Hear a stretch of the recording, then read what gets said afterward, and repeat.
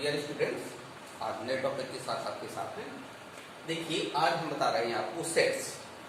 प्रशांत सुनो, sets. Sets means समुच्चय। Sets means समुच्चय। अब समुच्चय क्या है? समुच्चय जानिए। समुच्चय वेल डिफाइंड थिंग्स जानिए पहले, यानी सुनिश्चित सुपरिभाषित वस्तुएं। सुनिश्चित सुपरिभाषित वस्तुओं के समूह या संग्रह को समुच्चय कहते हैं। Understand? Collection of all defined things. जैसे हम कह सकते हैं नदियों का समुच्चय। नदी तो निश्चित है, नदी गंगा, कावेरी, यमुना लिख दिया जाए तो ये क्या कहलाएगा? समुच्चय। किसका? नदियों का समुच्चय। नदियों के समुच्चय के साथ मान लीजिए हमने कह दिया अंग्रेजी वर्णमाला के स्वरों का समुच्चय, वो भी निश्चित है। अंग्रेजी वर्णमाला के स्वर निश्चित है, ये समुच्चय हो गया। ना अंग्रेजी वर्णमाला ना कहें, केवल अंग्रेजी वर्णमाला के अक्षरों का समुच्चय, वो भी निश्चित है। ए से लेकर के जेड तक, इसके अलावा और कोई तो है नहीं। तो ये समुच्चय, समुच्चय का मतलब क्या है? सुनिश्चित सुपरिभाषित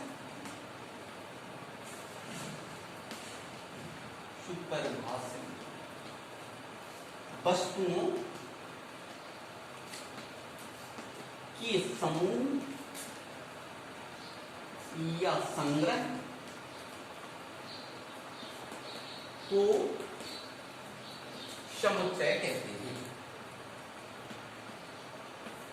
समुच्चय कहते हैं। ठीक है। अब जैसे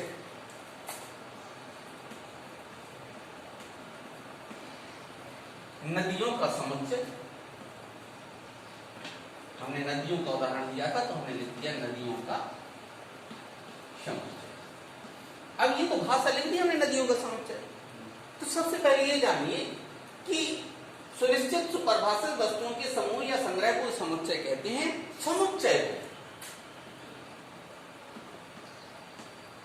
समुच्चय को अंग्रेजी के कैपिटल अक्षर,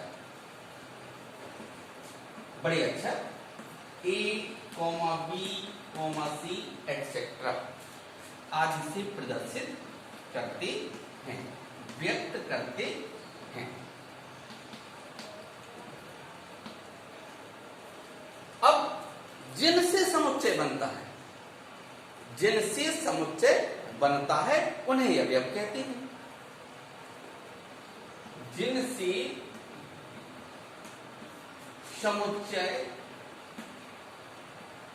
बनता है, जिनसे का मतलब जो सदस्य हैं, जो समुच्चय, जिन वस्तुओं का समुच्चय, जिन वस्तुओं का समुच्चय हमने कहा ना सुपरिभाषित वस्तुओं के समूह, तो वस्तुओं को जिनसे समुच्चय बनता है उन्हें अवयव या सदस्य कहते हैं। अवयव या सदस्य कहते हैं। अवयवों को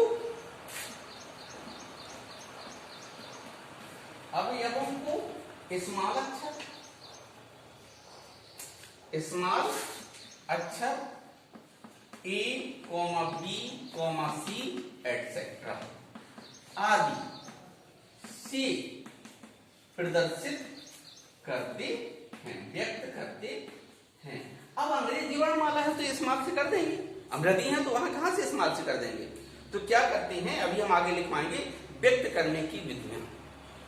तो पहले इस बात को पुनः से जान लीजिए, समुच्चय वेल डिफाइंड थिंग्स। कोई बताइए एक समुच्चय, कोई उदाहरण दीजिए। प्रधानमंत्री का समुच्चय, भारत के प्रधानमंत्रियों का समुच्चय निश्चित है। भारत के प्रधानमंत्री जो रहे हैं, वर्तमान प्रधानमंत्री का समुच्चय ये भी एक समुच्चय है। इस काइंड ऑफ समुच्चय बताएंगे तो उसमें बताएंगे कि ये एकल समुच्चय, एक प्रधान, वर्तमान कह दिया तो एक प्रधानमंत्री आ जाएगा। इसी प्रकार मैनी एग्जाम्पल दिए जा सकते हैं। आपके विद्यालय के बच्चों का, विद्यार्थियों का समुच्चय, कक्षा 9 के विद्यार्थियों का समुच्चय, वो निश्चित है, वेल डिफाइंड है। अगर हम इसी बात को ऐसे कह दें कि कक्षा 9 की होशियार विद्यार्थियों का समुच्चय, तो ये होशियार कन्फर्म नहीं है। वो कहेगा मैं होशियार हूं, वो कहेगा मैं होशियार हूं, तो इसको समुच्चय नहीं, क्योंकि स्पष्ट है सुनिश्चित सुपरिभाषित वस्तुओं के समूह या संग्रह को समुच्चय कहते हैं। समुच्चय को व्यक्त करने के लिए अंग्रेजी के कैपिटल अक्षर से व्यक्त करते हैं। अब आता है समुच्चय निर्माण, समुच्चय को व्यक्त करने की विधि। समुच्चय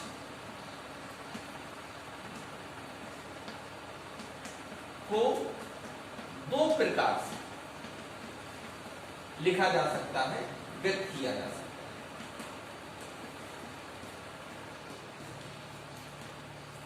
नंबर 1, रोस्टर प्रणाली यानी सूची विधि। रोस्टर सिस्टम कह सकते हो, सूची विधि, टेबुलर फॉर्म, रोस्टर विधि, सूची विधि, तालिका विधि, एक्सेट्रा कई नाम है इसके। अब समुच्चय व्यक्त करने की विधियों में सबसे पहले दो विधियां ही हैं। पहली है रोस्टर विधि, सूची विधि। इस विधि में लिख नहीं रहे हैं, समझा दे रहे हैं। इस विधि में समुच्चय के सदस्यों को मंझले कोष्ठक के अंदर लिखते हैं। लिख दे रहे हैं। इस विधि में अवयवों को मंझले कोष्ठक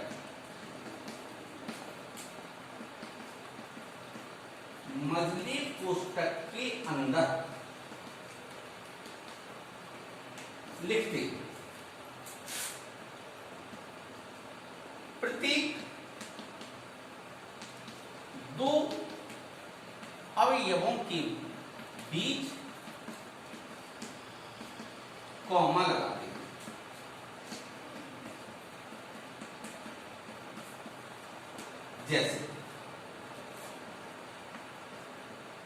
जैसे अंग्रेजी वर्णमाला के स्वरों का समुच्चय, तो हमने लिखा स्मॉल ए बी सी ओ। स्वर कहते हैं, स्वर कौन कौन से होते हैं? ए ई आई ओ यू, 5 स्वर होते हैं। इसी बात को दूसरी तरह से व्यक्त करते हैं। तो पहले आपने देखा रोस्टर प्रणाली, सूची विधि, तालिका विधि। इसमें समुच्चय के अवयवों को मंझले कोष्ठक के अंदर लिख देते हैं। प्रत्येक दो अवयवों के बीच में कॉमा लगा देते हैं। ये कहलाता है रोस्टर प्रणाली। सेकेंड क्या है? अनदर गुण विधि। गुण विधि, इसमें कोई ऐसा गुण लिख देते हैं, कोई ऐसे भाषा लिखते हैं जिससे समुच्चय का प्रत्येक अवयव संतुष्ट करता है।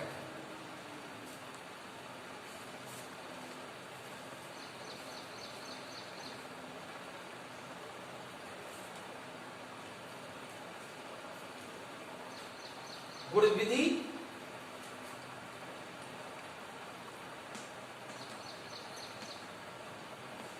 प्रॉपर्टी मेथड या समुच्चय निर्माण विधि।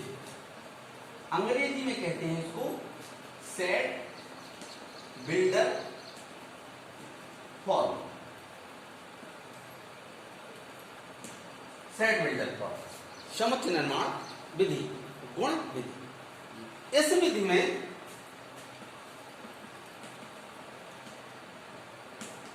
में कोई ऐसा वाक्य लिखते हैं जिसे समुच्चय का प्रत्येक अवयव संतुष्ट करता है। संतुष्ट करता है मीन्स उसके भाषा के अनुसार आप बता देंगे कि ये उसको उसका सदस्य है। जैसे देखिए, हम उसी बात को जो अभी हमने एग्जाम्पल दिया था, E is equal to X, ये अभी अब है एक्स, एक्स इसको पढ़ते हैं such that, X such that X अंग्रेजी वर्णमाला का एक स्वर, अंग्रेजी वर्णमाला का एक स्वर।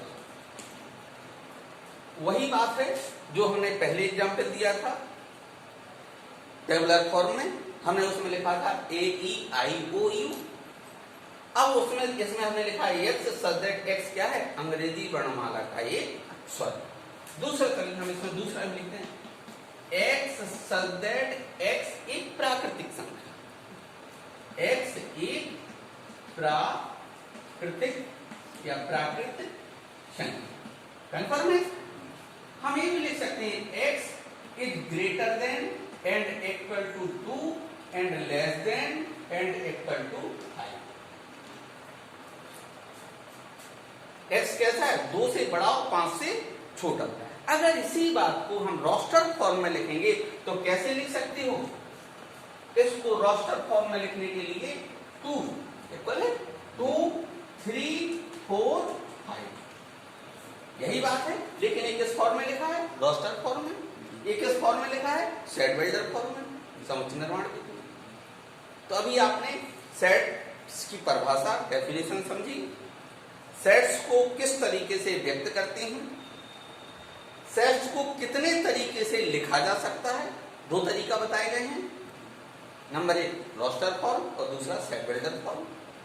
इसके बाद जो इंपॉर्टेंट तथ्य ये बताना है कि अगर कोई सदस्य किसी समुच्चय का अवयव है, क्या लिखेंगे, यदि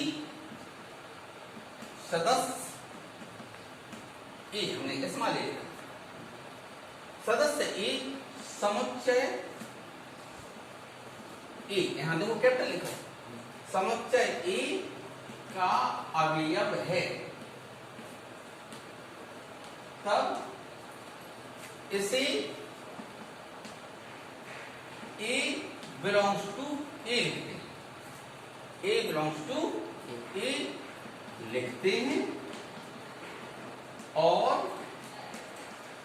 A belongs to set A पढ़ते हैं। ये समुच्चय A का अवयव है तो इसे ऐसे लिखेंगे, यदि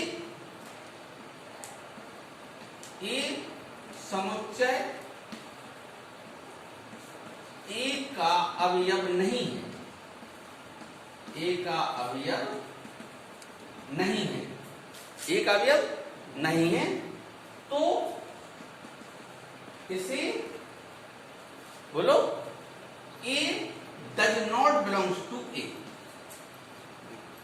A does not, हिंदी में A समुच्चय A का अवयव नहीं है, A समुच्चय A का अवयव नहीं है, स्मॉल a समुच्चय A का अवयव नहीं है, तो इसे A does not belongs to A लिखते हैं और इसे A does not belongs to A पढ़ते हैं। जैसे फॉर एग्जाम्पल हमने यहां लिखा A is equal to 2 3 4 5, तो 3 belongs to A, understand, 6 belongs to A, क्या ये सही है, 6 इसका अवयव है क्या, नहीं है, तो कहेंगे 6 does not belongs to A, understand. अभी आपने समझ को व्यक्त करने की विधियां पढ़ ली हैं। आप नेक्स्ट वीडियो में आपको बताएंगे काइंड्स ऑफ सेट्स, समुच्चय के प्रकार। एक्सरसाइज के सवाल आप लगाएंगे और कोई प्रॉब्लम होगी तो पूछ लेंगे। क्वेश्चन क्या है पहला जरा देखिए एक्सरसाइज 1.1 का।